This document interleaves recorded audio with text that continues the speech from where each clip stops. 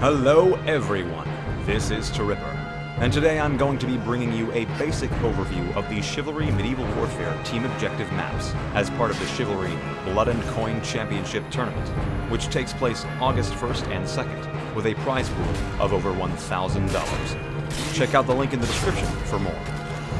This video is for anyone and everyone, including new Chivalry players, grizzled veterans, and curious spectators who have yet to take their first steps into the blood-soaked world of Chivalry. With all that out of the way, let's get to the maps. First up is Dark Forest.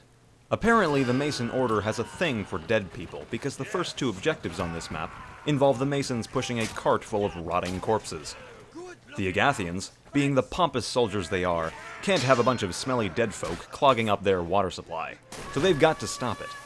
If the Agathians fail, they have to defend the royal family, who thought it was a good idea to barricade themselves inside little caves. Real smart move, guys. And by the way, why do you guys look like medieval hobos? I thought you were royalty. My personal favorite map, Stones Hill, is where the Agathians make their final stand against the Mason horde. But first, the Masons have to get through a horde of peasants. How ironic is that?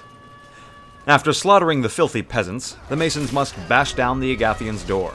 The Agathian king, not to be called a coward in his finest hour, takes up arms to defend himself against the invaders. Of course, half of the time, the king will just run away and throw his subjects into the Masons like meat to a grinder. But what else are minions for? Next in line is Cove.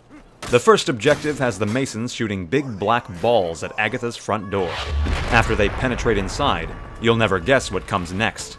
That's right, a cart push objective. Once the Masons get the battering ram right up to the door and smash it thoroughly, it is up to the Agathians to defend the worshippers of their temple, their rock-hard bodies, and their erotic library. If the Masons are tired of being limited to the front entrance, they can open up Agatha's rear by pounding on their back door until it can't take anymore. This will also allow the Masons to come through the back as well. Alright, enough with the sexual innuendos, because now we're partaking in a castle assault.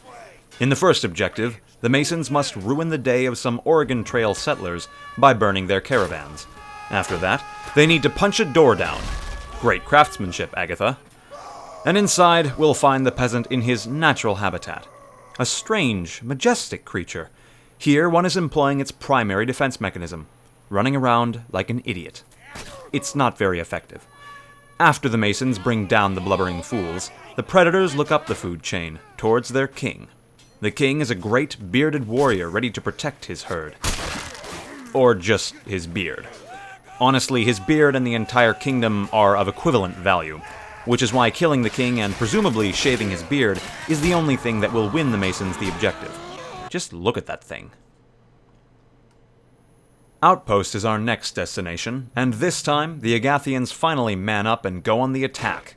They start by burning some tents before heading into the murky forest, where they utilize a completely new and unheard of tactic, pushing a cart. This one doesn't even seem to have a purpose because it just gets stopped anyway, but that's not important. The Agathians lop down the next door, and then they have to stand on top of a tower to capture it, as well as face a boss battle against the Mason Chieftains. These guys make the Goombas from Mario look like the bosses from Dark Souls.